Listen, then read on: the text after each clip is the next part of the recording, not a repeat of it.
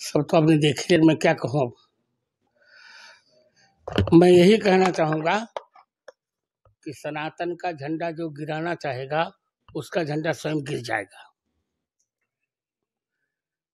और सभी सनातनियों को जागरूक हो जाना चाहिए, सजग होना चाहिए। अब तक जितने कुंभ देखे आपने, इतना बड़ा कुंभ कभी नहीं देखा। 55 करोड़ लोग अब तक स्नान कर चुके, सोचे बाप। विपक्षी बौखलाए हुए हैं। अब ममता जी को क्या कहूँ।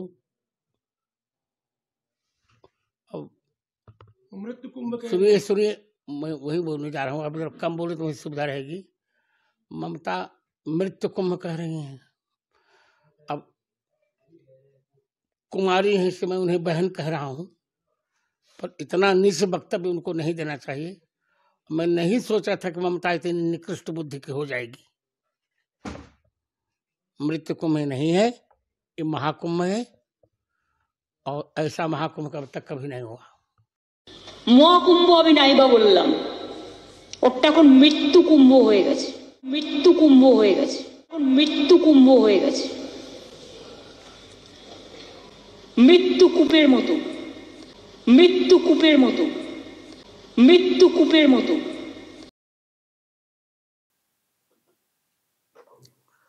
রাজ্যের মুখ্যমন্ত্রী মমতা বন্দ্যোপাধ্যায় বিধানসভাতে যে মন্তব্য করেছেন মহাকুম্ভকে নিয়ে, তার রিয়াকশন এখন সব জায়গা থেকে আসতে শুরু করেছে। এবং দেখুন দর্শক, জগৎগুরু রাম ভদ্রাচার্য তিনিও মন্তব্য করেছেন যে মমতা ব্যানার্জি এতটা নিকৃষ্ট হয়ে যাবেন ভাবতে পারেননি। উনি বলেছেন যে আমি ভাবতে পারিনি যে মমতা ব্যানার্জি এইরকম নিকৃষ্ট কথা বলবেন। এবং শুরুতে দর্শক যেটা শুনলেন, উনি একটা কথা বলেছেন যে বা যারা সনাতনী পতাকাকে নামানোর চেষ্টা করবেন, ফেলে দেওয়ার চেষ্টা করবেন, তাদের পতাকা পড়ে যাবে, নষ্ট মানে গিরে যাবে, বলেন না, তাদের পতাকা পড়ে যাবে। মানে যারা সনাতনীদেরকে ধ্বংস করার চেষ্টা করবেন তারা নিজেরা ধ্বংস হয়ে যাবেন। যারা সনাতনীদের পতাকা ঝান্ডাকে অসম্মান করবে বা ফেলে দেওয়ার চেষ্টা করবে, তাদের নিজেদের পতাকা পড়ে যাবে, আর পতাকা উড়বে না। এটা এক ধরনের অভিশাপ, তাই না দর্শক? মমতা ব্যানার্জি যে মন্তব্য করেছেন তার জেরে জগৎগুরু রাম ভদ্রাচার্য যে কথাটা বলেছেন একেবারে শুরুতে, যে যারা সনাতনীদের পতাকাকে ফেলার চেষ্টা করবেন তাদের নিজেদের পতাকা আর থাকবে না, উড়বে না, সেটা পড়ে যাবে। মারাত্মক কথা বলেছেন। প্রিয় দর্শক, আমি শফিকুল ইসলাম এবং আপনারা দেখছেন আরামবাগ টিভি।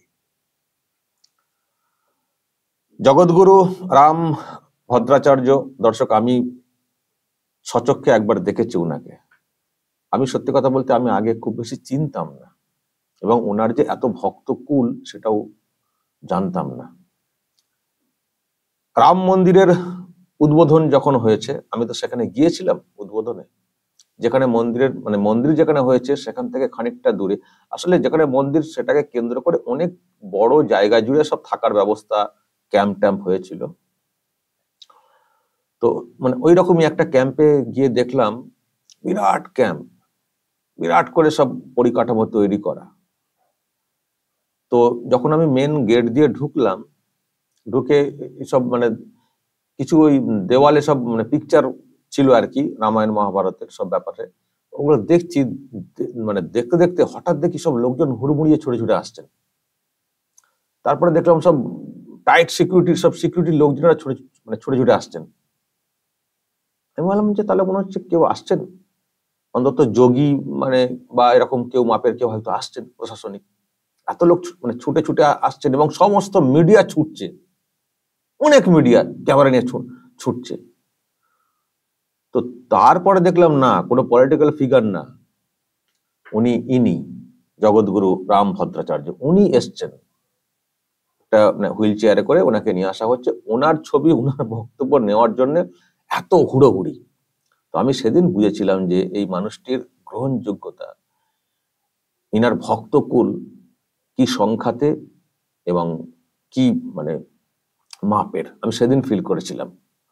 ওটা ছিল প্রথম অভিজ্ঞতা। তারপরে ওখানে ক্যাম্প হয়েছিল, তো ওখানে একটি জায়গায় মানে দেখছি যে বক্তব্য রাখা হচ্ছে, অনেক কিছু সব বলা হচ্ছে। তো সেখানে গিয়ে ঢুকলাম, ঢুকে দেখি বিরাট সব বসার জায়গা এ করা রয়েছে, আর বড় একটা স্টেজ। সেই স্টেজে উনি দেখছি বসে রয়েছেন এবং উনি নিজে কখনো কখনো বক্তব্য দিচ্ছেন। বক্তব্য বলতে কি, উনি কথা শিল্পী। রামায়ণ, মহাভারতের, ভাগবতের ব্যাপার স্যাপার গুলো নিয়ে এত সুন্দর করে কথা বলেন, লোকেরা বসে বসে শোনেন। তো উনি কখনো কখনো নিজে বলছেন, আবার অন্য সময়ে মানে হয়তো উনি বসে রয়েছেন, অন্যরা কথা বলছেন। এবং যত ভিভিআইপি গণ্যমান্য ব্যক্তি মানে ওই সময় গিয়েছিলেন, সবাই দেখছি ওই স্টেজে একবার করে তারা যাচ্ছেন। মেন ফোকাস বলতে পারেন ওখানে কিন্তু উনি হয়ে উঠেছিলেন। তো সেদিন ফিল করেছিলাম যে মানুষটির কি গ্রহণযোগ্যতা এবং ওনার যে আধ্যাত্মিকতা, সেটা কতটা মানে আদর পায় যারা এতে বিশ্বাসী তাদের কাছে, আমি সেদিন ফিল করেছিলাম উনি কি মাপের, কি গুণী এবং কি গ্রহণযোগ্যতা। তারপরে আরো আরো পরে পরে শুনলাম। আমি আবার বলছি দর্শক, আমি সবাই সব দিক নজর রাখতে পারেন সেটা তো না। পরে পরে আমার নিজের মনে পড়ছিল এবং পরের দিকে আরো দেখলাম বিভিন্ন যে সংস্কার চ্যানেলগুলো আছে, টিভি চ্যানেল, সেখানে ওনার বক্তব্য, ওনার ভাষণ, এইসবগুলো আপনারা সবাই জানেন এই জগৎগুরুকে। এবং উনি ওনার ইতিহাসও আপনারা হয়তো নাকি জানেন। উনি তো 2 মাস বয়স থেকে চোখে দেখতে পান না। 17 বছর বয়স পর্যন্ত কোনো আনুষ্ঠানিক শিক্ষা উনি গ্রহণ করেননি। তারপরেও উনি কিন্তু কবি, সাহিত্যিক, 22টা ভাষা জানেন, 22টা মানে ভাষা জানেন, ধর্মগ্রন্থের বিষয়ে পর্যালোচনা করেন, প্রচুর বই লিখেছেন, কবিতা লিখেছেন, প্রতিবন্ধী বিশ্ববিদ্যালয়ের আচার্য আজীবন, অনেক প্রতিষ্ঠান আছে, করেছেন উনি।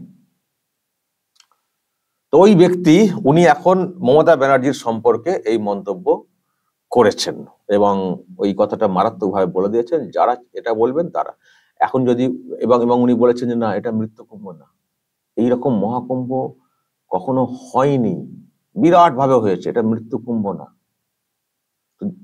উনি যখন ওই কথাটা বললেন, যারা সনাতনী পতাকাকে মানে ফেলার চেষ্টা করবেন, নিজেদের পতাকা পড়ে যাবে, তাহলে যিনি মহাকুম্ভকে মৃত্যুকুম্ভ বলবেন, তাহলে তার কি হবে? এটা সহজে অনুমেয়। আর উনি বললেন যে এতটা নিকৃষ্ট ব্যাপারটা হয়ে যাবে ভাবতে পারেনি।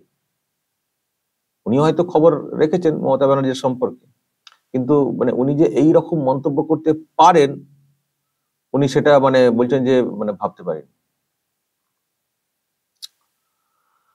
তো যাই হোক দর্শক, অনেকেই রিয়াকশন দিচ্ছেন, অনেকে প্রমাণ করতে যাচ্ছেন যে মহাকুম্ভটা সত্যি কি মৃত্যুকুম্ভ, মৃত্যুকূপ, গেলে কি মানুষ মারা যাচ্ছেন।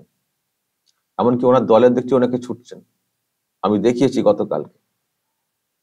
তবে উনি মমতা ব্যানার্জি এসব বললেও যারা সনাতনী ধর্মে বিশ্বাসী তারা সেখানে যাচ্ছেন, পুণ্য স্নান সারছেন, আসছেন, জীবিতই আসছেন, কোনো সমস্যা হচ্ছে না, বরং সতেজ হয়ে আসছেন।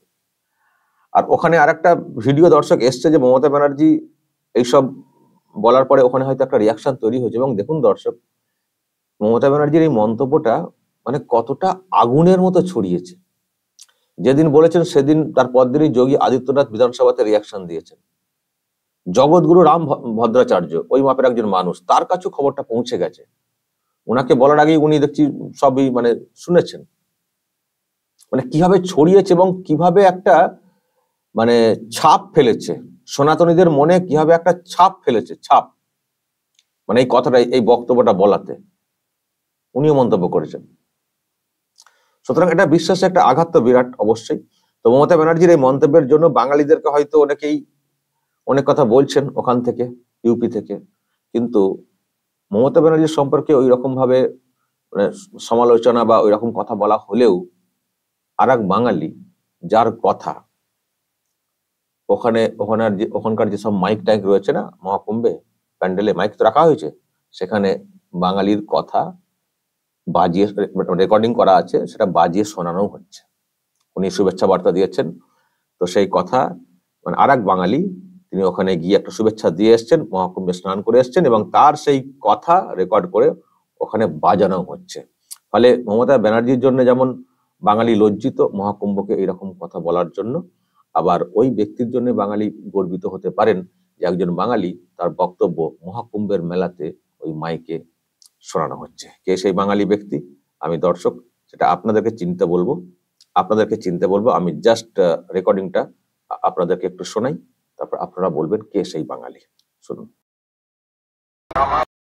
यूपी पुलिस का जवान से लेकर सफाई कर्मी से लेकर यहाँ का सभी छोटा छोटा आदमी पिछले 1 महीने से भी ज्यादा अपने घर बार सबको छोड़ के काम कर रहा है। सीआरपीएफ हो सकता है, सीआईएसएफ हो सकता है, बीएसएफ हो सकता है, नगर निगम की कार्यकर्ता हो रहा है, खास करके प्रयागराज का आम जनता और उत्तर प्रदेश सरकार और देश की सरकार। इतना बढ़िया कार्यक्रम, इतना सुंदर कार्यक्रम कोई वीआईपी का या दूसरा कोई नहीं।